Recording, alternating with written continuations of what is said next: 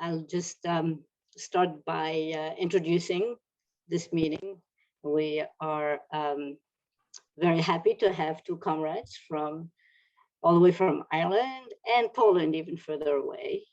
And we are going to discuss a really important topical problem that we're facing in this country in particular. It seems that other countries around the world are really taking the lead and fighting back and trying to either introduce abortion rights or push back against the pushback on them. So the way we're gonna have this meeting, Claire, who's a member of our organization, is gonna speak first for about 15 minutes. She'll be followed by Adrian and Agnieszka. And just a couple of words on each person. Well, Claire, we know, we all-time comrades from originally from Australia. I was very busy there before she came to join us here. And Adrian is, wait, I think Agnieszka is gonna go next, so I'll introduce her first. She's a member of, I won't even try to pronounce it, Workers' Democracy in Poland, and also it's in a teachers' union there. She is on the front lines fighting the far right, the ruling law and order law and justice government in Poland, including mobilizing to welcome refugees stranded at the Belarusian border, resisting fascism, and also, of course, for reproductive rights and justice. Adrian Wallace, she founded the grassroots campaign group in her region that helped to fight for and win a woman's right to choose in Ireland. That big victory that we all cheered. She's a member of the Socialist Workers Network and People Before Profit. She was elected to local government in 2019 and is currently a People Before Profit sitting councillor in Carlow, Ireland. So with all that, I will ask Claire to start, and I'll give you, do you want me to tell you when to, like 12 minutes are up or so you'll have. Yeah, that would be great. I'll keep an eye on the chat, so if you just chat me, I'll see that. Okay. Yeah, great. Yeah, thanks, Marie, and thanks everyone who could be here, and thanks especially to our two international speakers today. As Marie said, my name's Claire. I'm a Max 21 organizer, and I'm based in Los Angeles, and I'm going to talk a little bit about the situation in the United States.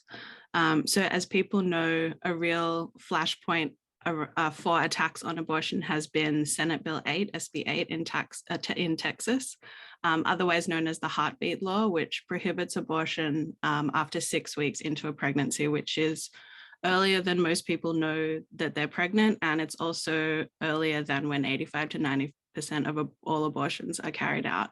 And there are no exceptions for rape or incest. And the law allows anyone in the country to sue patients or medical workers or anyone who aids and abets an abortion in Texas. So the law really relies on ordinary people to enforce the ban, and it rewards them $10,000 if they successfully sue anyone who helped provide an illegal abortion. Which is not only like pretty outrageous way to turn communities against each other, but it's a strategic move for the anti-abortion side, because having private citizens enforce the ban rather than state attorneys or state health officials means that Texas can say it as a state is not enforcing restricting choice, which means that they can avoid some of the legal challenges that argue the ban is unconstitutional, which it is.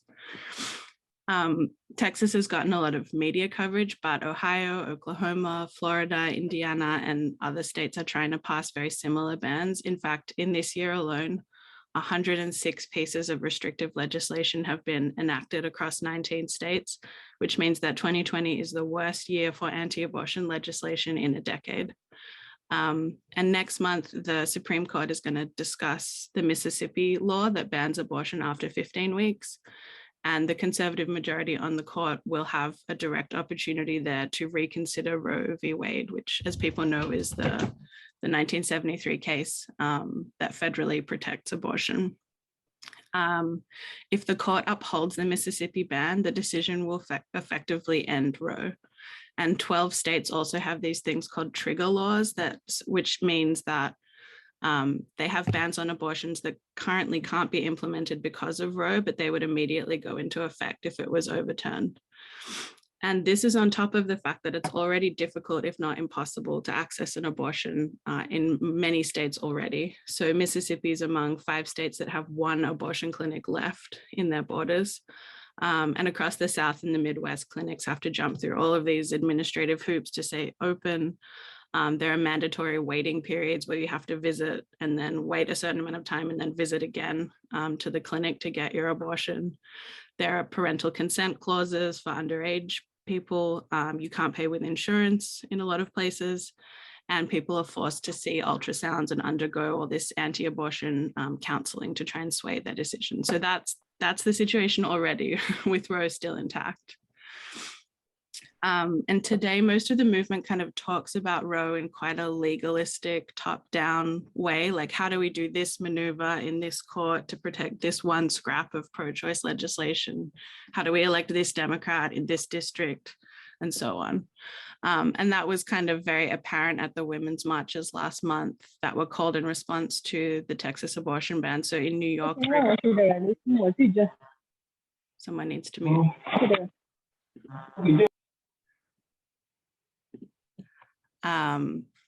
So in New York, for example, the speeches were dominated by Democratic politicians and candidates focusing on legislative fixes like filibuster reform, passing the Women's Health Protection Act, and reforming the Supreme Court. And in Los Angeles, where I am, Tara Reade, the woman who Joe Biden himself assaulted, was removed from the speaking platform so as not to kind of disrupt the vote for the Democrat messages at the marches. So very limited politics from the front of the demonstrations in that way. The Biden administration is against the restrictive laws in places like Texas and Mississippi and is fighting them in court.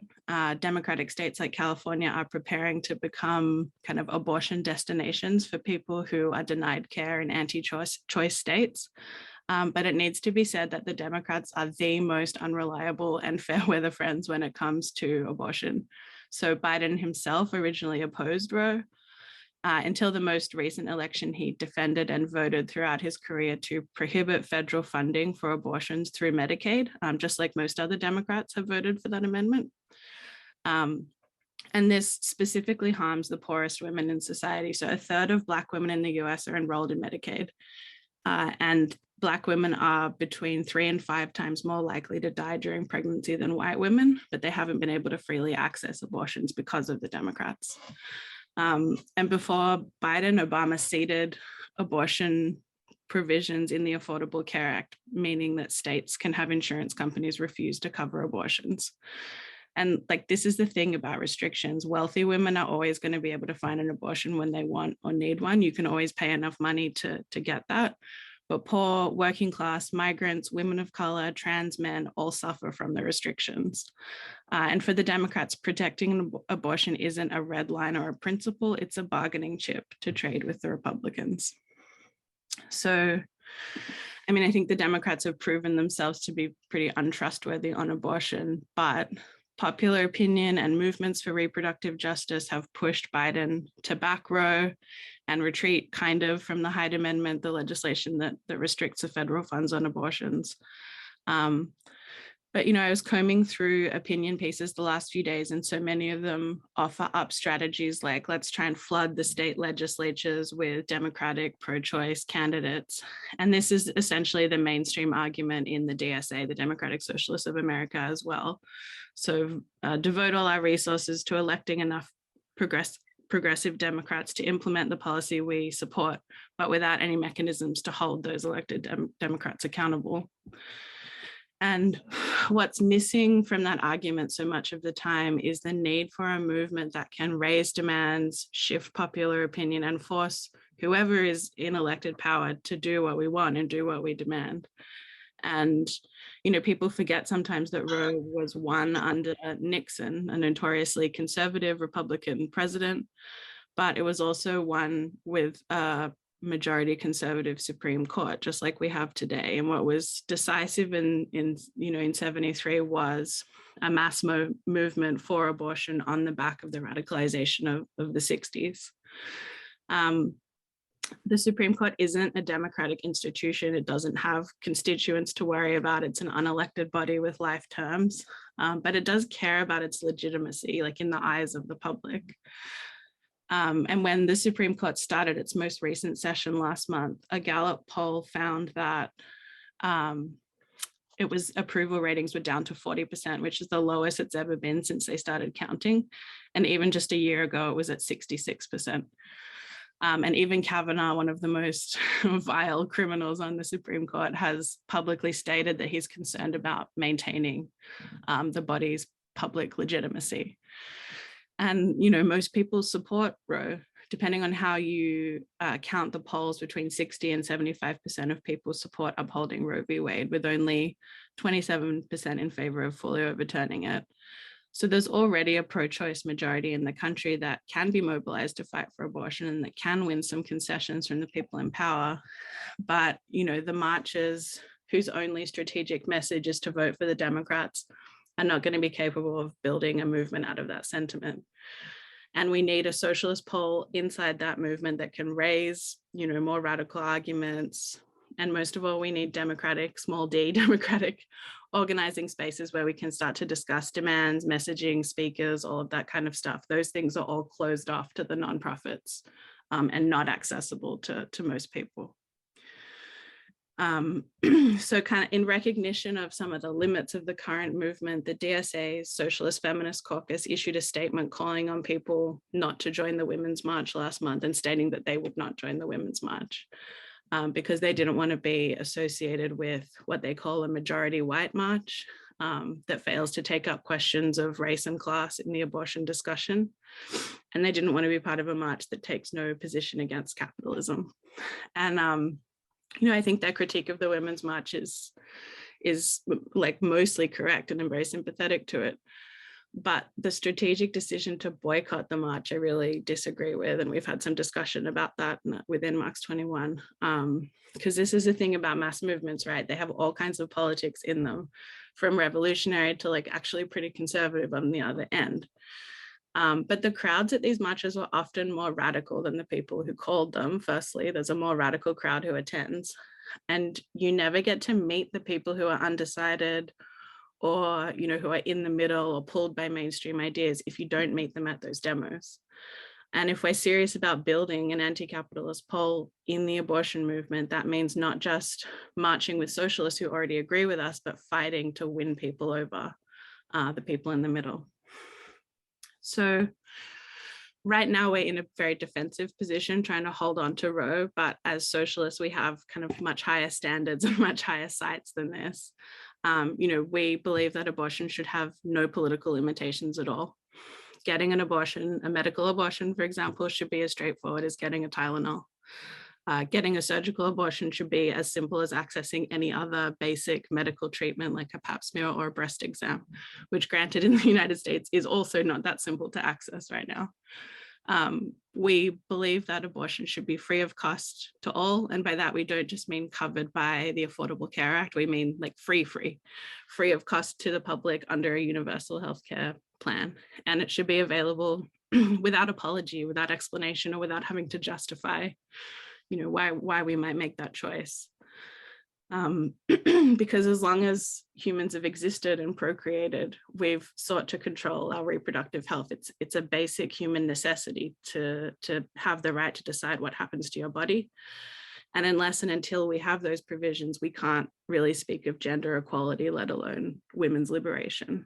And, you know, we're told that we live in this wonderful society that's full of choices, consumer choices, but choice is just so routinely denied to people who can get pregnant. And it's one of those core contradictions of capitalism, right? The ruling class wants women to be part of the workforce and to make their profits, but it also wants us to be baby making machines that pump out and raise this new generation of working people, and to do that on our own dime, to pay for that ourselves.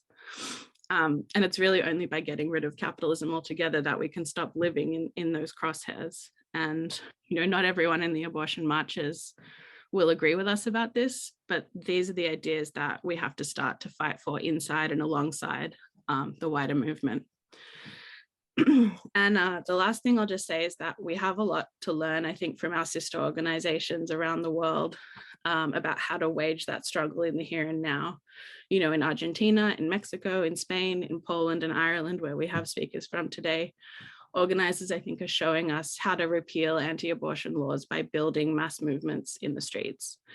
And those lessons, I think, are just really crucial for us, and it's why we're lucky to have Agnieszka and Adrienne with us today. So I'll leave it there. Thank you so much, Claire. You did a real good job laying it all out. So, well, to pick up the torch will be Agnieszka now. And again, you'll have 12 to 15 minutes. If you want, I'll let you know when it's time, like 3 minutes before, 15 minutes with that. Okay. Right. Okay, so can you hear me? Okay. Yeah. Okay, so thank you for the invitation. It's been a year since the introduction of the draconian abortion law in Poland, and a year since the huge wave of street demonstrations and marches that swept across the whole country. And the first anniversary of the Constitutional Tribunal verdict, which de facto banned abortion in this country, would in itself be a good reason to look back and reflect on our struggle for reproductive rights and to think about strategies for the future. But by a tragic and heartbreaking coincidence, the discussion around abortion was reignited this October, irrespective of our need to sum up the situation a year after the ruling. And I am talking here about Iza's death, the 30-year-old woman who died of a septic shock after being denied access to abortion. So she died in her 22nd week of pregnancy and was forced to carry the fetus until its heart stopped beating. Then it was too late to save her. She was admitted to the hospital with a ruptured amniotic sac and a viable pregnancy. On admission, amenorrhea was noted, and previously diagnosed fetal malformations were confirmed. So the fetus had structural defects, and while abortion is still allowed in Poland when mother's life is at risk, abortion on the grounds of structural defects of the fetus is banned. The result is that doctors simply refuse to perform abortions for the fear of being sent to prison. In Iza's case, they waited with the termination procedure until it was too late. And Iza was aware of her situation. She mentioned a strict abortion law in text messages she sent to her family. She suggested in these messages that the doctor's decision to wait was motivated by the court's ruling.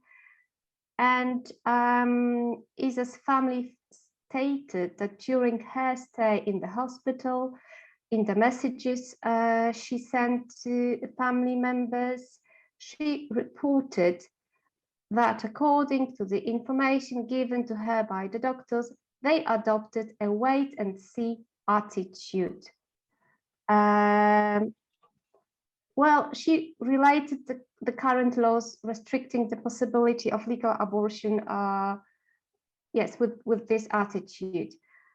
And she wrote, and I quote, "If I get sepsis, I won't leave this place alive." And she left behind a husband and a daughter. So just a few words about the ruling from last year. So the judges decided to further restrict abortion. And before the verdict, over 90% of abortions were performed on the grounds of the pathway embryological premise, right? They got rid of this premise and made abortion practically illegal and unattainable for Polish women. Abortion is only allowed when mother's life is at risk or when pregnancy is the result of rape. So yeah, people immediately recognized this reality. Thousands took to the streets in October, 30,000 people in Warsaw alone. Demonstrations took place in over 80 towns and cities under the main slogan, "Not one woman more." So there were these tribute marches, and people were outraged, and the mood was mournful this time as compared with the protests from the previous year.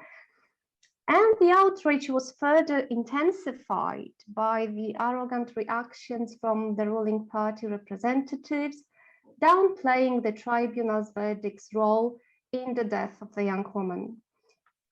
One of them said, people die, it's a biological fact, medical errors indeed happen, there are simply sick people, and unfortunately, sometimes women still die during childbirth.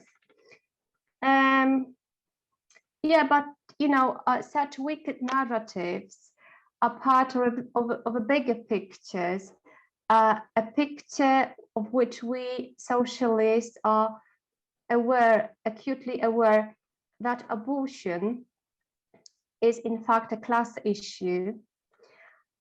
It has been an active social practice since the ancient times and will not disappear even under the harshest legislative regimes and the criminal sanctions. Any sanctions mean that poor, unprivileged, working class women, trans men and non-binary people, anyone who can get pregnant will pay the price. For these people, the basic question remains if they can afford the procedure, the pill, the travel abroad, etc. The legality of it is not so much an issue here. I mean, it may affect our mood. We may feel the stigma around abortion. We may feel more anxious and even guilty, but it does not affect our determination, the need to control our bodies, to make choices about our fertility, and be in control of our future. And that is why socialists have been putting up resistance to the anti-choice agendas of both liberal, democratic, and right-wing governments and the fundamentalist anti-choice organizations and the political influences of the Catholic Church here in Poland. We stand in solidarity with people seeking safe and legal abortions. And I think you may be interested in learning that we lost our right to safe and legal abortion in the early 90s. It used to be allowed on social grounds before 1993, but the powerful workers' movement of the early 1980s, Solidarity, was crushed by the neoliberal reforms. Workers and working women especially suffered a painful backlash back then. And what we are witnessing in these days, I mean, since 2015, are further assaults on our rights. But at the same time, the pro-choice movement is growing. The huge protests sparked by the Constitutional Tribunal verdict saw 500,000 people on the street last year. Around this time, fascists suffered a major defeat. The biggest annual event, the Independence March, the so-called Independence March, was a fiasco, and the ruling party, Law and Justice, they lost 10% of support in the opinion polls. And most importantly, if it was not for the Black protests from previous years, the mass mobilization from the last year, we would not be able to organize the campaign of solidarity with refugees today. Women organizing pro-choice marches and demonstrations are organizing demonstrations in solidarity with refugees at the Polish-Belarusian border.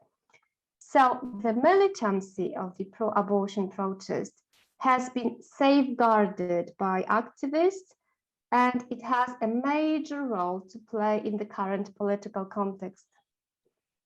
And we need to fight a racist right-wing government allying with fascists and scapegoating minorities and refugees. Well, after all, for us, it's the same struggle, a struggle with the capitalist system, which tries to divide us to sustain its profit extracting capabilities.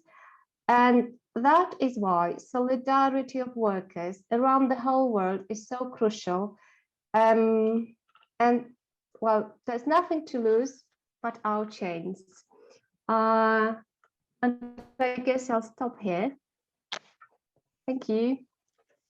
Thank you. Thank you so much, Agnieszka. I have Adrian next. This was hard to top, but there you go, Adrian, yours. Again, I'll give you, if you need to know after 12 minutes, that you'll have about 3 minutes left. Yeah, do please. No pressure at all after following these great speakers, but thanks. It's fantastic listening to both the socialist analysis of in Poland and the UK and the US. So just to kind of paint the picture of what things were like in Ireland before. So we had the 8th Amendment inserted in the constitution of this country, and that's what essentially said, you know, it banned abortion in Ireland.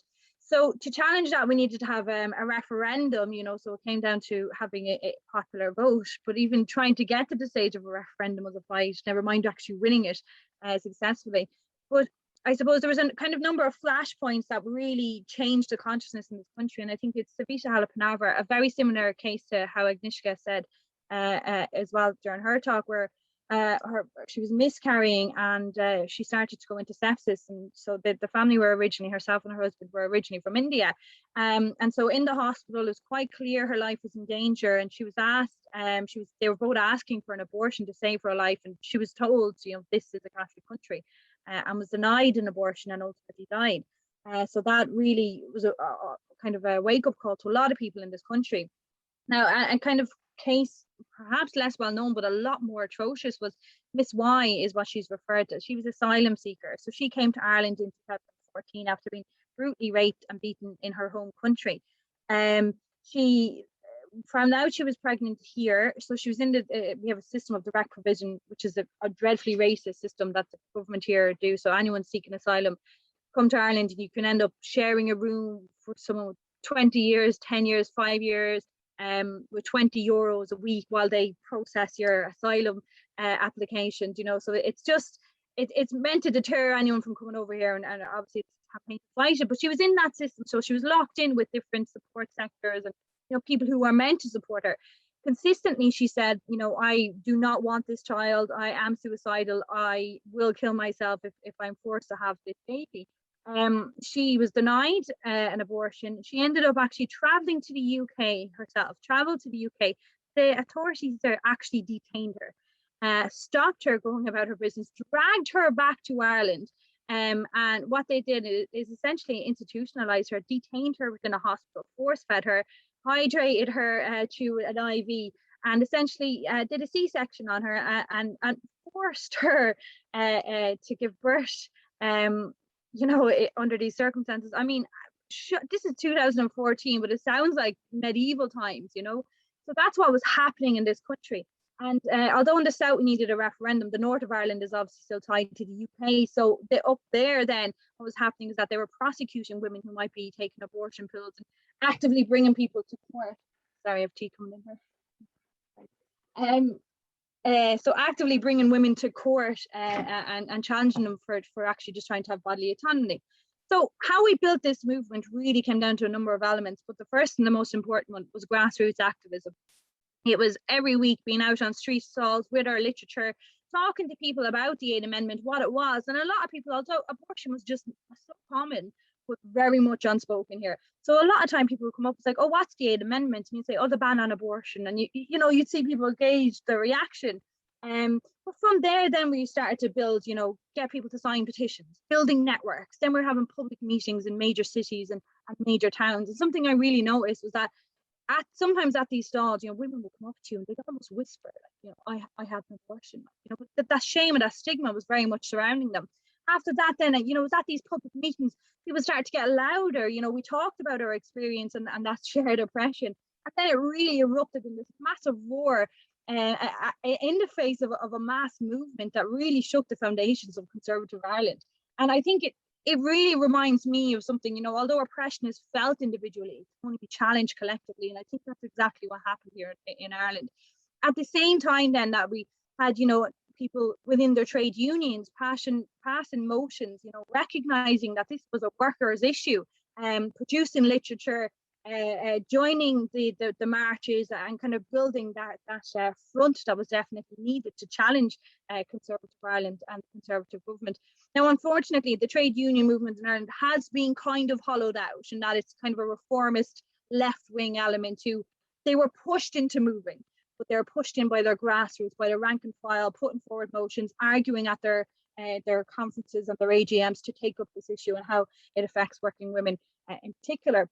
Another element that I think was actually quite profound and impactful was there was a booklet produced. It started off as a series of Facebook posts, and then it kind of produced these mass-produced booklets called In Her Shoes. And what it really did is actually described women's experiences just off the hand. I mean, someone who might have a terminal fetus, diagnosis, or somebody who was raped, or somebody who just does not want to have a child right now. And it showed you the reality, though, although abortion was banned in Ireland, it was still happening. People were travelling. So a ban doesn't stop abortions, it just stops unsafe abortions. And I think something like that just really brought home to a lot of people that abortion then stopped being something, that was a secret and something that, we held inside of us. And it actually became a reality for so many of the women in our lives, face it, because we're facing with it every life and we're drawing the rest of society's attention to it. Now, I found that to be quite impactful. And talk to some people who might be on the fence with this. I think then ultimately how things really changed that is that the government, we have quite a right-wing government, they're trying to put on a liberal face every now and again, so they were totally opposed to any change in the abortion legislation, although they were getting hammered, you know what I mean? It was a constant narrative commentary, in mainstream media, and there was debates in public meetings, as I said, so the pressure was mounting on them. And then what happened, I think it was March 8th, we had this day of action called Strike for Repeal, and it was almost spontaneous, which kind of shows just the hunger and the thirst for change out there. But a series of posters went up, and it was just a black image with, a lightning mark kind of coming through in white. It was Strike for Repeal March 8th, and it really took up a huge amount of activists, just took it and ran with it. So in my town, we've kind of a small enough town here. So we said we'll call a strike. And the whole point is that women stop working, one, in your workforce, but two, at home as well, that domestic labour that we often do. We come out and we gather in our area. So I said, look, if we get 50 people, we're doing very well because it's a small enough area. We had 150 people. And fantastic. So what we did from that, and I think it's important to recognize, is that we were able to give kind of leadership as socialists who probably a lot of us had experience in campaigning. So someone like, oh, what will we do? Will we have a few chants and then go home? And it was like, absolutely no, we block this bridge. We walk around the town, people will hear us, they'll see our posters, we'll hand out the information, we move as a movement. I mean, we make sure we're really rattling those chains that Agnieszka talked about. So later that day, we actually went up to Dublin City. Whole cohorts of us travelled again for round 2 of the Strike for Repeal. And it was something I'll never forget. It was coming into Dublin city centre and just seeing thousands, tens of thousands of women and men and trans people out in their repeal jumpers. There was like this army was finally starting to gather pace. And I remember one of the slogans that I think was particularly striking was, repeal the 8, F the state, and it was being chanted, and it was definitely electric. And I think it was actually this moment here where the government changed their tune, because we could have stormed the parliament and really had that revolution in the morning. Just the mood was frustrated, angry, determined, and powerful. And then the government knew they were in trouble. So they started to change their tune, and yes, okay, we'll have a referendum. And then it was like, what type of choice will we give women? Will we give it up to a certain quarter or a certain trimester? And all this started to happen within the movement. So that's stage 2, let's say. But even within that, then we kind of had a liberal group formed itself at the top. So we had all these grassroots sort of activists, repeal groups all across the country, repeal the 8, and different names. So they tried to kind of collect everyone into it. Together for Yes was the name. It was like a civil society liberal group at the top, and they tried to change the messaging. So we were very much saying, free, safe, legal, her body, her choice. This is considered perhaps too radical by some of these elements at the top. So they tried to kind of filter down messaging to these local grassroots activist groups, kind of saying, this is a personal decision, it shouldn't be made in public.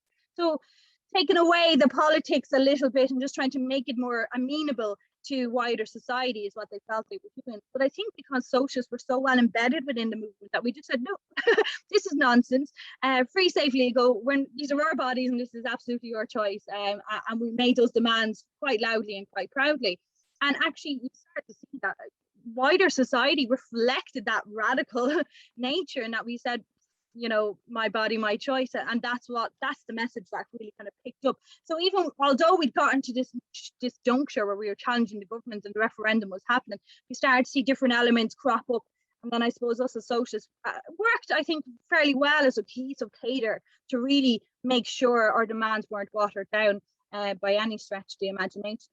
I suppose just to talk about the situation now is that it is free technically and safe technically in Ireland, but it's certainly not accessible.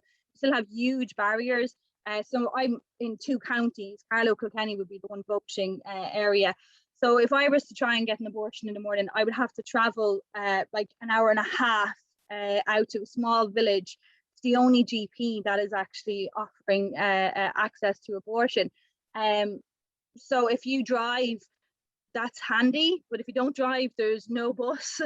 If you have a coercive or controlling partner, on top of that, although we repeal the 8th Amendment and we call for free, safe, legal, the government tacked on this with conservative elements like a 3-day waiting period, because women clearly don't know their mind and they need to be infanticide, so I'd have to go, wait 3 days, then come back. On top of that, you have a 12-week term limit, which again is not what the people in Ireland wanted or called for or voted for, but is what the government tacked on. So if I wait and then 3 days passes, that you get into very murky water and trying to actually access it. On top of that as well, I suppose the government have been kind of trying to privatise and run down our health service. So it's very much so, my doctors in Carlow wouldn't have the ultrasound equipment to determine how far I am in the trimester. So there's all these different issues that mean it's still not quite accessible here. But the fight has not gone away at all. And even I think in Ireland here, we still have an annual March for Choice. And we were really motivated. A huge amount of activists came out. I think particularly seeing what was happening in Texas and in Poland, we recognise that women's rights are never enshrined, particularly in a capitalist country. It's always something that they stoke up to try and create that division that they absolutely need to thrive off of. So the legislation is up for review, and we're kind of starting now again, getting out with our newsletters, with our leaflets, calling for these changes. And we have luckily some revolutionaries elected into Parliament that are going to put the government under pressure. So once again, we're kind of walking through the channels of parliamentarism, but we have a mass movement that I feel is very eager to get back out on the streets, and they know that too. So I think that's important for us to remember as well. I think as well, just I suppose, going forward, I would very much agree with what Claire said there in terms of seeing these mass movements emerge when it comes for they have women's rights, you know, that they do have differing politics, but it's definitely not to isolate ourselves from the mass of that. You know, it's really to attend with our banners, with our drums, with our placards, you know, to be loud, proud, pro-choice and anti-capitalist, and appeal to these people that are on the fence, or, you know, have a good intention but might not have the politics to work out. When you actually engage in the movement like that, you put the kind of liberals or the conservatives, or you put them on the back foot to defend their position. You know, why are we only fighting for this in the courts and not on the streets? This is affecting me here. It's affecting my ability to live my life. So I think it's very important that we engage in those movements and we win the mass majority of people over to us. And I'll just finish on this note as well, and I think Claire mentioned it as well, you know, when that guy Kavanaugh, so Brett Kavanaugh, was appointed to the Supreme Court. I remember someone saying, like, that is a threat to women. What are they trying to say to us here? We will appoint rapists, we will appoint criminals, we will appoint people who attack women, and we'll put them in powerful positions in society. Even if you look at how the politics of pregnancy or you know, bodily autonomy, it's kind of ramped up in particularly these times when the world is becoming polarized. It's because they see us as political footballs. And again, why? And I think we have to remember they're absolutely terrified of us. I mean, if we stop, the world stops. If we stop working, if we stop driving the buses, caring for the people in care homes, if we stop doing the domestic labor in our homes, I mean, the society will start to collapse. Yet everything in society is trying to deny us the power that we really actually hold, not just as women, but as the working class. So don't let them win in our minds. Keep that to the fore and build these movements that are going to be full of energy, full of compassion, full of freedom from oppression. It's more than possible. I mean, Ireland, I think you know what we were coming from here, a very, very conservative country, but the Catholic Church wrote the constitution for this country. And now they're all on the back foot and we're finally starting to rise. So if it can happen here, it can absolutely happen anywhere. And I'm very excited about the times ahead. And thank you very much for having me tonight, for having this discussion.